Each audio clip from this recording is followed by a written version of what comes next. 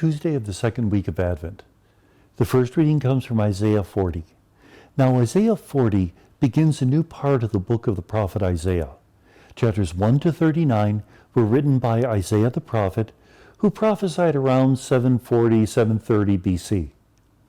Then chapter 40 begins a new section which runs to chapter 55. And this was written much later, around 550 BC, about 2 centuries later. And the theme of these chapters, 40 to 55, the theme is found in the first words. Console my people, console them. It's a book of consolation. 550 BC, the Jewish people are living in exile in Babylon. Jerusalem was destroyed in 587. They can't worship in the temple. They live a tenuous existence. And around 550, this prophet came along, and he combined his prophecies with those of first Isaiah because they have a similar theme. God is holy. In first Isaiah, God is holy, so we should try to be holy, and God's holiness will protect us from our enemies. Second Isaiah, God is holy, so he will console us. And the prophet promises a second Exodus, that as God led the people from slavery in Egypt, now God would lead the people back in an action which is greater than that first Exodus. And God will be the shepherd to guide his sheep.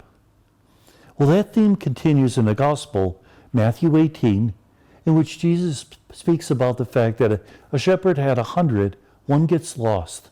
What does the shepherd do? Leave the 99 and go after the one that's lost. Now, once in a while we get a bit jealous. Why is it that the one that's lost, the one that's sinning, the one that's messed up his or her life, why do they get more attention than we do? We're faithful. Jesus should have supper with us and not with them. But there's a simple answer. They need it most.